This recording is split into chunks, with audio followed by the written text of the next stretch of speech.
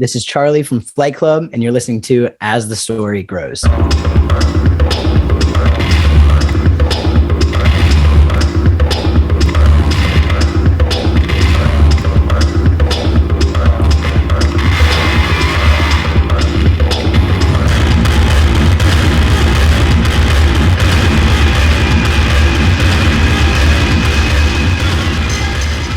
Welcome to the next chapter of As the Story Grows. I'm Brad Patton.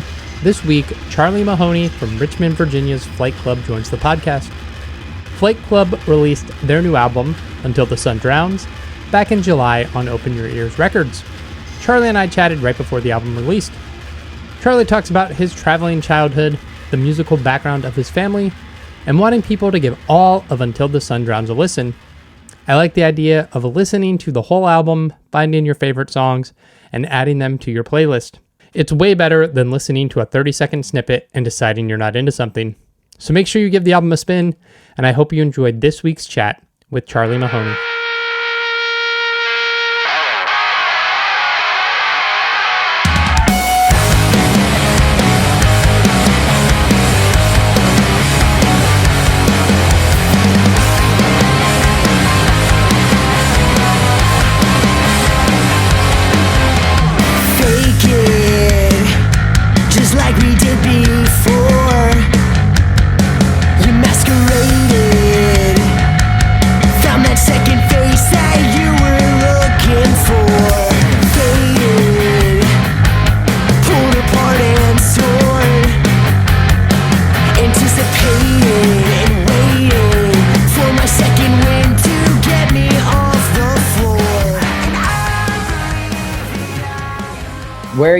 Where are you located in? Where are you from? DC, just north of DC in Maryland.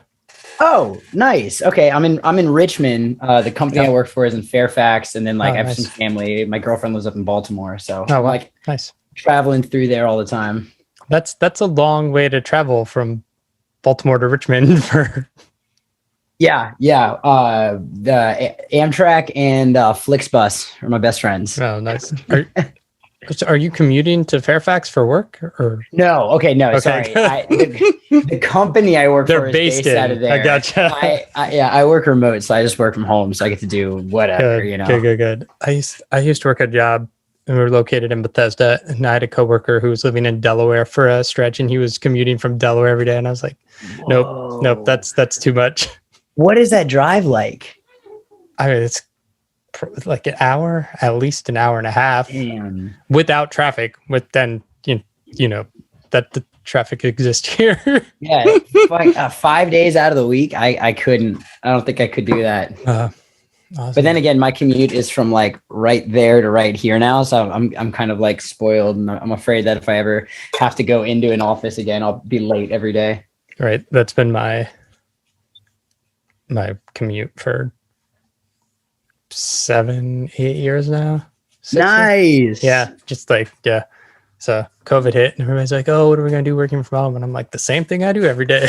There you go. Yeah, it's nice, man. I thought I was gonna lose my mind, but and I always said, I'd love a remote job, but if I did it, I'd probably have to get one of those shared office spaces, or I'd have to go to a library or a coffee shop. But I got my job at the beginning of COVID, Oh, nice. And so I was like, all right, well, I guess I got to work from home. And now I have my little desk set up, and I'm like, you know what? I'm cozy here. This is actually kind of nice. Yeah, when my wife started working from home, she was like, I'm going to hate this. This is going to be the worst. And then she's like, I never want to go back to an office again. I hope a lot of companies see that it is possible to be just as productive, and they can save money on office space and office furnishings and electricity and stuff. Yeah, let's hope. So did you grow up in Richmond? No, okay. So I've moved around a lot. I was born in Maryland. I can't remember where now that I'm talking about it. I moved out of there when I moved out of Maryland. I'm sorry, when I was 3 or 4. Okay. I moved to Manassas, Virginia. Stayed there till I was 10, I think. I lived in Texas for a year for no reason. Moved back to Northern Virginia, and then I spent majority of my time. People ask where I'm from, and after giving this long-winded explanation, I lived in Fauquier County, Virginia, which is middle of nowhere kind of, you know? So when it was come time for me to graduated and I was doing community college and I was like, this sucks. I was coming to Richmond and it was like walking down the street. I was helping someone move and I saw this venue called Strange Matter, RIP, because they're not around anymore. And I just remember seeing it and being like, what is that? Like it says arcade, but it says like food. And then I saw all these like dudes like lining up in like jean vests and stuff like that, like smoking cigarettes. I'm like, what is this place? Like, why are these people hanging out at an arcade? And then the door opened up and I just heard like live drums. And I was like, it's a venue. It's right there. And like when I was playing in bands in like high school and in college, like, or like my first year of college, we had to go like an hour and a half to like Springfield, Virginia to like play a show, you know? So I was like, I can go to school here and then leave class and go see a band play. Like that's for me. So I moved here in 2015. It's been, I guess, 6 years now and I love it. It's a cool little river city, you know? Yeah, that's awesome. I always remember driving through Richmond and thinking it like looks super cool when you're going down 95, which is rad. Yeah. 95 is right there. So you go through, you're like hugging the edge of the city and then you go right through it. Yeah. Yeah. Were your parents military? Is that what caused moving a lot or just? No, I get that all the time. I don't even know why. I don't get it really. My mom was like a general manager for like a health and fitness club. Okay. And someone just like, she was in, I don't know what brought her to Virginia in the first place. I guess she met someone who was opening a gym. They wanted her. She came out, started working for them. Then someone met her and was like, hey, come do my gym in Texas. And I'm like, I never heard of a traveling gym general manager, but there we go. You know? That's awesome. But, it was cool. I enjoyed it. I think it like was part of the reason why like I chose music and part of the reason I was like, oh, I want to travel more and see more of the country, you know? Got used to bouncing around for a bit. That's cool. What was your introduction or what got you into music? Oh, my dad and my family. My dad is a phenomenal bass player. And he played in bands like for I think I have a photo of him in his first band he was playing in. He was 15 years old, like playing like bars and like, you know, the dudes in his band were like 20s and stuff like that. But he'd been playing forever. My uncle, his older brother, he is a madman on the bass. He plays like I think like 6 and 7 string basses sometimes. Wow. He has like a looper and just makes these really cool like ethereal soundscapes and stuff all by himself. Like he's retired now, so it's like all he does, you know, for fun.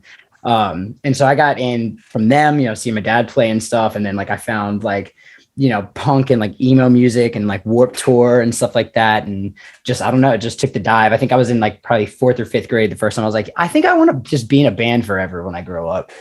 Yeah. So were you a bass player then? No, actually, believe it or not. Another twist in the story. No, I always wanted to like sing, but I was scared at first. I didn't have that like, I don't know, like I'm going to get out and sing and not be afraid to sing in front of people. But I also started playing guitar. My dad gave me like the acoustic guitar that I play on mainly now was his. He had it like all of my life. And then when I was like 15 or so, he was like, hey man, you play that thing more than me. Like Merry Christmas. Like you just hold on to it. But I love to sing. I think there's videos of me like when I was probably like 3, maybe 4 years old, like standing on a table, like shirtless, singing Backstreet Boys and like NSYNC and shit. But I wasn't particularly great at it. So as I got older and played more guitar, I started singing more. And here I am now, and I front my band. And I play a little bit of guitar nowadays on the album we have coming up. I didn't track. Well, actually, I tracked one song. But our previous guitar player decided he wanted to do something else. So we haven't decided on if we're going to pick up anyone new yet. So in the meantime, when we're practicing, I just play guitar on the songs that they need me to, essentially. Gotcha. That's cool. And it's probably helpful for writing. You do most of the writing or much of it, or is it more collaborative? We are super collaborative. We're almost like sometimes it feels like we're like too collaborative, like too many cooks in the kitchen kind of thing. And like everyone's trying to get a little taste, but it's really good because it forces us all to push and like work harder at working together and around each other's ideas and stuff. So there's 4 of us in the band now. And I'd say like, I do a majority of like the lyric writing and a good majority of the vocal writing. But when it comes to overall songwriting, it's honestly split pretty evenly. Even our drummer, who he knows very, very little guitar, he lives with our guitar player, and they'll sit down in Pro Tools and they'll be like, okay, now make it be like na na na na na, and like they'll sit down and like figure it out together. Yes. And we have a couple like some of the beginnings of the songs on the album, and a bunch of the demos we have in our like Google Drive like have stems from something as simple as that, Vacant space, she's coming over and she wants to stay. 3 a.m, nothing good ever happens this late, and she's good at getting away. Hesitates to stutter with each move she makes, sweating a fever that you just don't seem to be able to shake. Infectious state of mind, pacing up and down the stairs, warming up to let go. Pressed against the skin she wears, close enough to let go. Another bottle taken to the brain. Oh, it's such a shame. It's all so temporary, and everybody's over. How did Flight Club get started? So it got started with Sam, our guitar player, and our original drummer, Tony. I'm pretty sure Sam knew drums and Sam knew guitar, and they were best friends. And he was like, hey man, buy a drum set. And he did. Right. And then I met them through college. They went to school. I think I posted to some like, it was like the VCU, Virginia Commonwealth University Music Alliance. And it was some student made, like, we're musicians, let's get together and jam. And when I moved to the area, someone turned me on to it. I was just like, hey, I'm Charlie. Like, I like pop punk and like alternative rock. And like, here's a video of me playing live and whatever. And Sam commented and he was like, oh, cool, man. I like pop punk. And like, that was it. And I was like, all right. Do you want to jam? And he was like, oh, I'm playing a house show this weekend if you want to come check it out. And the house show was like I lived on the corner of a block. It was through the alley, like on the adjacent block. So I was like, all right, let's go over there. I went, they opened with like Bulls on Parade by Rage Against the Machine. I was like, that's pretty cool. And just met them that night, got to know all of them. And I was like, if you ever want a second guitar player, because it was a 3-piece at the time, let me know. And that was it. We just started jamming together. They had already had the name, so I'm not entirely sure. That was Tony's baby. And I think they were going to a show and wanted to hand like a demo to some guy. And they were like, how about Flight Club? And they were like, that's sick. And like, that was it. It was as simple as that. What's the trajectory of the band? I know you guys got a bunch of EPs and singles out there right now. What was led you guys to open your ears in that process? Yeah. It's been a long time. We were in college, like I said, when we met. So we put out that first EP. I wasn't even on that one. I was with him when we dropped it, but I didn't track anything or write anything for that one. We put that out and then just started playing like anything, any house show, any club show, whatever. Started getting like a little bit of a following, wrote, put out our second EP, Kind of Funny, which we did with Alan from 4 Year. Mm-hmm. And we put out at a good time because we were starting to get into volunteering on Warped Tour. So that was really good for us because we would go out and meet tons of kids every day and like sell the CD and put it in as many people's hands. And I think we actually like ended up like charting like across America on like new bands stuff because we were just out there selling CDs all day, every day. And then I graduated, we kind of hit a lull, like took some time off, and our original drummer left. We picked up Harry and decided like, let's do something new. And I kind of took over the singing responsibilities. Sam, who's a phenomenal guitar player, was just like, all right, let me just rip. And then that's when we went back to Alan to record our, I guess now third EP. I'm just called Recreational Love. And when we were putting it out or getting ready to put it out, we had been getting interest from Adam, who is the founder of Open Your Ears. And he was like, oh, I just want to print vinyl for you. He's like, have you ever put out a vinyl? We hadn't. And we were like, that's interesting, but that's weird, but maybe.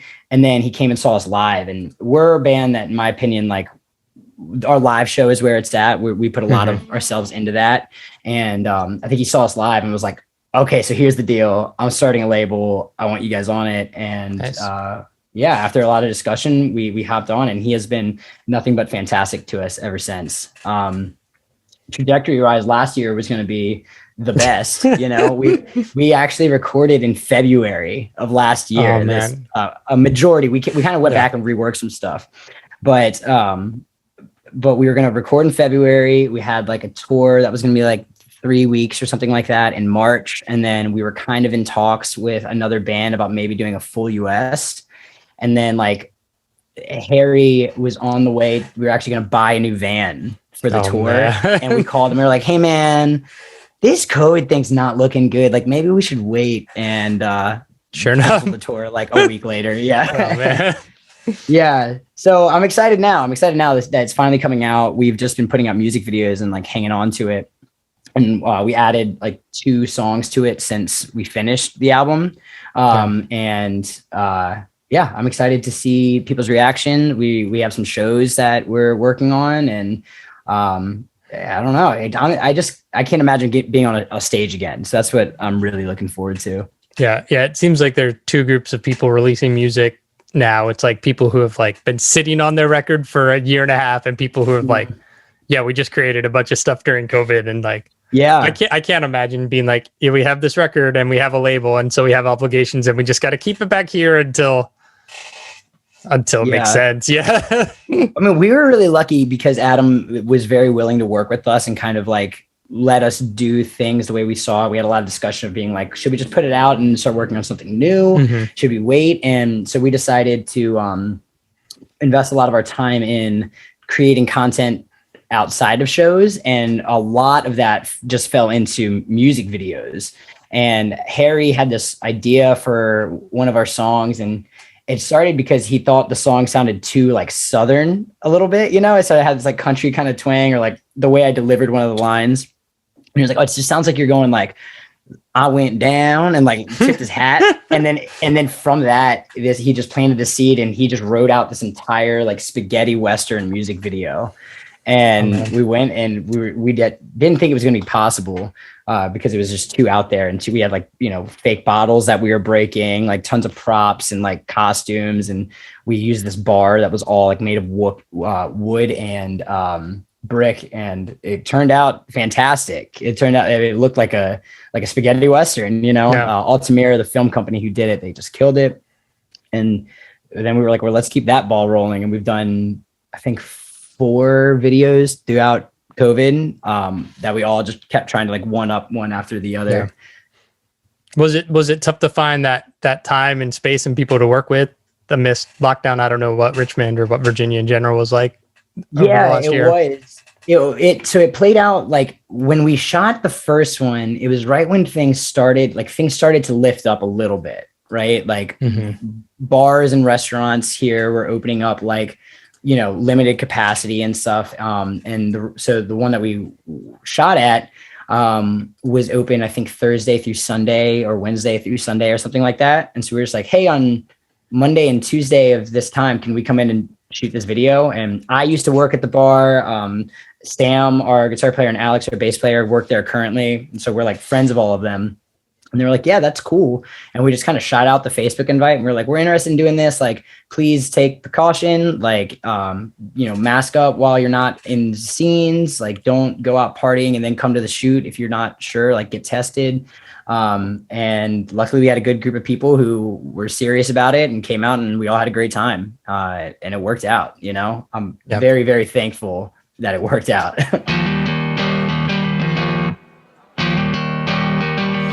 I went down and parted ways with this sound, a haunted frame, and I don't know where I've been, but I'm dying to feel whole again.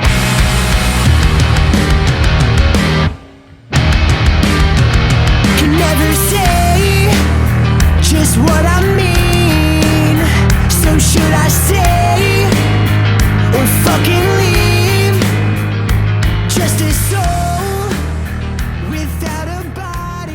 It seems like starting with Recreational Love, and especially on this new record, the sound of the band mellowed. It's gone more of a rock alternative vibe. I think this new record has more punk edge than Recreational Love. But what led to that shift? You said you wanted to do things different and you took over singing. Was it just this natural progression of what you're writing?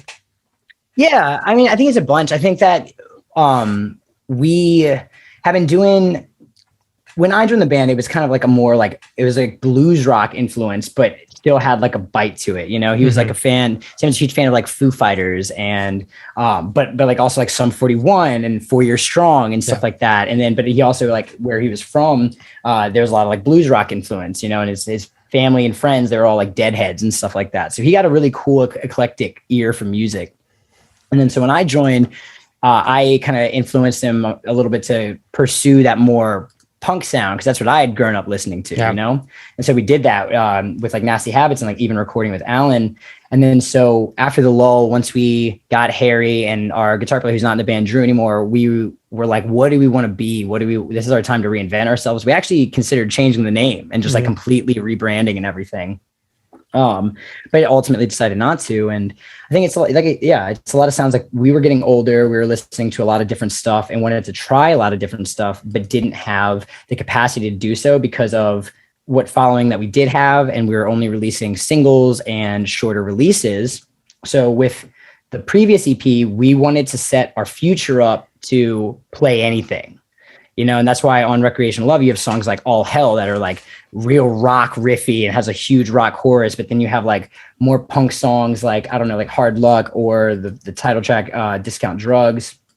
But then you have this like the two softer songs at the end of the album that kind of round the album out, you know? And we're excited to do that because now on this upcoming release, we like amplified that even more, you know? And that's my biggest hope for the record. And when people listen to it is that they give every song an honest chance, because we wanted a little bit of everything that we liked to be on the record. Yeah.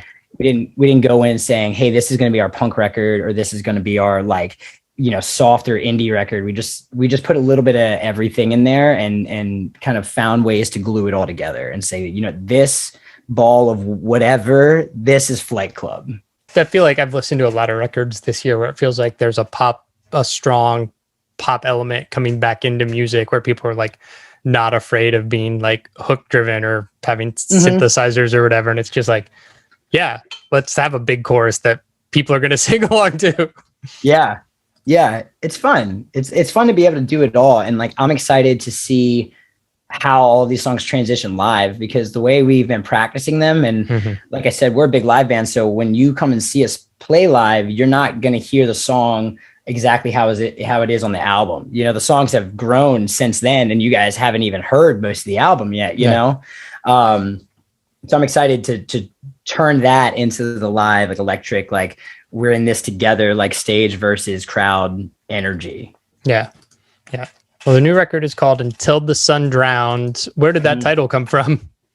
So it's a lyric in one of the songs, actually. And it's I can't decide how much I want to like give away of like the unreleased like lyricism and everything within the songs, but it's toward the end of the album, and the song just kind of recaps like where we were and like what the album meant to us. And at this point in time, like we really think that it brings you through this kind of journey, you know, it paints this picture. It's got kind of like a cool like plot line to it.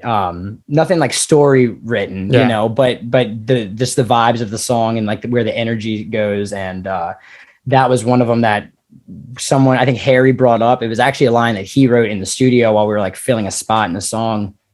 And it just felt very like, it's as much of a beginning as it is an ending in the idea, you know, because you can say like, hey, like we're out until the sun drowns, or, you know, you can focus on that, you know, that dusk kind of perspective. You're saying, all right, this is like the ending of it, you know? And I like that, like kind of worldly kind of view of it. It's all encompassing, you know?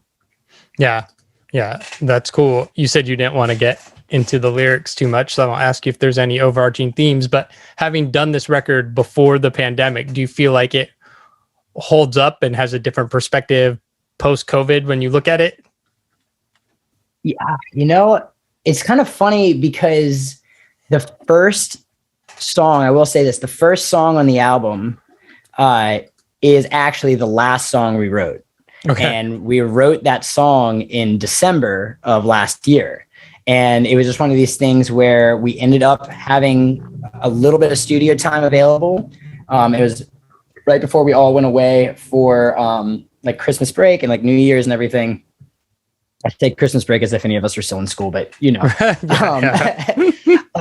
and we just got together with Will, our producer, and he came to our practice space, and we were just like, let's just jam and see where we land. And it was this idea that I had started writing and showed the guys, and initially wanted it to be a bridge. I was like, this is like an outro to a song. Like, this is like, you finish the second chorus and it drops to this thing, and this is where it goes. And it just became its own song. And it's funny because similar to like the whole Until the Sun Johns thing, it's a song that I think captures it's like foreshadowing the entire record, and it captures all these different energies and vibes, and it like references lyrics in the album that you haven't heard yet because it's the first song on the record. And kind of has this, if you were to just loop the record, it would just kind of continue to keep going,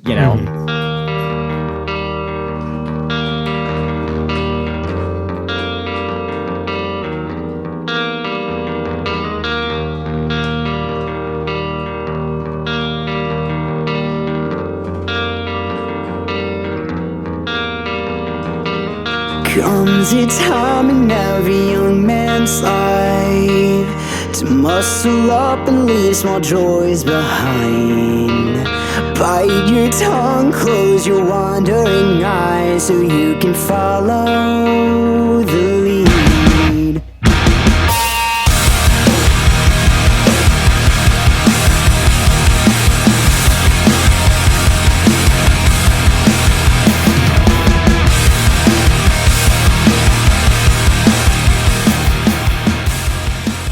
I see you guys have a few shows coming up in August. You said you're a big live band. These are your first shows since February or I guess before you recorded. I think we did one show in March, like very, very early March, like the 3rd or something like that. We had one show in Virginia Beach, not thinking at all that would be the last show we played for like a year and a half. We did try like a couple like live stream things. We did like a pre-recorded like live full band thing. We did like a social distance table show. But yeah, it's gonna be our first show back, and I just cannot wait to feel that energy again. In one of the music videos that we shot that actually isn't out yet, but that's coming out soon. It might be out at the time of release, I'm not sure. We had like, the producer was like, all right, here's what we're going to do. He's like, we're going to have the band. And for this scene, like we want all of you guys behind the band, think like Sum 41 or like Good Charlotte, like just like hyping the band up. And I remember, and sorry, Nick, if you listen to this, I remember looking to the other band. I was like, oh, dude, this is cheesy. Like, this is really corny, like whatever, and I'm in the front. So they're farthest from me, you know, and before I'm singing, and like, I like stop singing for this like instrumental break. And I turn around to like, just do like a dance move or something. But I saw everybody behind us, and they were all like smiling, like going hype. And I just got hit in the chest with this wave of like, oh, that's what that feels like. Like, oh, this feels so good. And so I'm like counting down the days, man. And we have it set up in the best way too, because we're doing a couple shows with Keep Flying. Shout out Keep Flying. And we're doing like a Friday, Saturday, Sunday thing. And Fridays in North Carolina, Saturday, big hometown record release show, and then Sunday is in Roanoke. And it's, to me, the perfect setup, because now we get to have a fun warm-up show where we get to see our boys and Keep Flying again. We get to scrape the rust off, and then the next day it's boom, big hometown Richmond show, record release show. We get to play all these songs that we've been playing to ourselves for the last I guess it's almost a year and a half now. Wild. Are you guys planning tours yet, or just trying to see how this goes and see? No, yeah, we're working on it, man. I'm really excited. We have a couple things in the works that aren't finished yet, so I can't say too much about. But Sure. but we've been booking out shows, hopefully through the rest of this year, and starting to look at next year as well. We just teamed up with Dynamic International Talent Agency, and we haven't got anything on the books with them yet. It's brand new thing, but I'm excited to see what we can do together and where we can go. We've been itching, so we're ready to just get on the road and go everywhere. So I'm definitely going to be up in DC in the near future, hopefully. Nice. So keep your eyes out for that. But I mean, I'm just trying to go all over, you know? Yeah. Well, like I said, I work remote, so like I'm just going to bring my laptop with me, you know, and I'll just be in the back of the van, like pumping stuff out. Nice. That's awesome. Yeah. I know you've been sitting on this record for a year and a half. I know it's just coming out, but have you guys already thought about new music and working on new music, or is it just like going to let this one marinate for a while and tour this before you really focus on new stuff? It's a little bit of both. We haven't sat down to say like, let's write since the record. However, all of us individually have continued to play music. We have demos on our computers that, you know, could turn into something when we go into band practice and we're in between songs and we're just noodling around. We found a couple jams that we're excited to do. And so a lot of that is the precursor to what's next, you know, trying to get too ahead of ourselves. Yeah. But I'm ready. I think, you know, we've all talked about it and we're ready to start writing like as soon as we can, you know?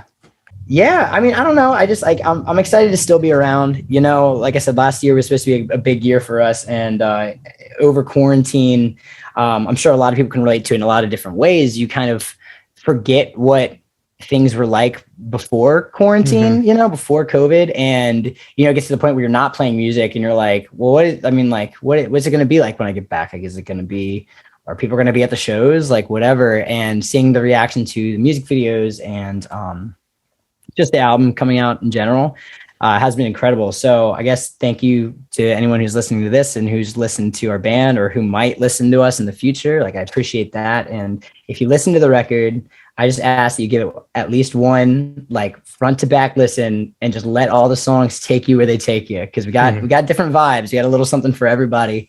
And yeah, I'm excited. I thank you, Brian, for having me out. Yeah.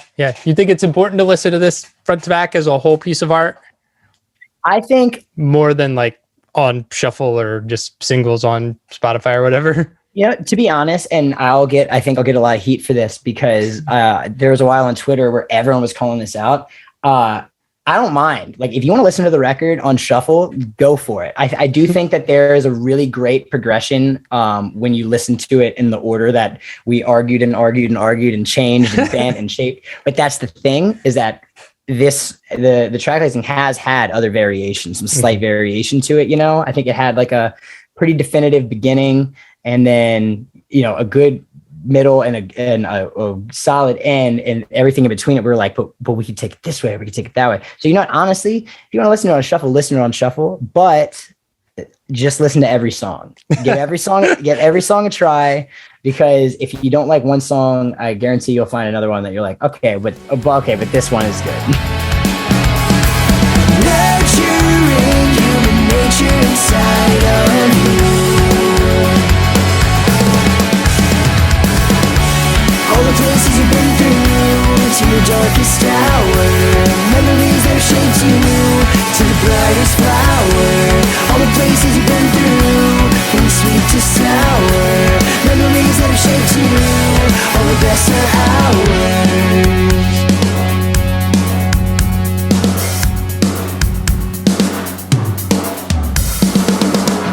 Thanks for listening to As the Story Grows. Our intro music was written and composed by Jeremy Hunt. The As the Story Grows theme is by Bob Nana. If you like what you hear, subscribe wherever you get your podcasts and give us a rating and review. If you'd like to support the show financially, you can join us at patreon.com/asthestorygrows. Be a part of our community and join the ongoing conversation over on Discord. If you enjoy this episode, share it on social media with your friends. Much appreciated, and thanks for listening.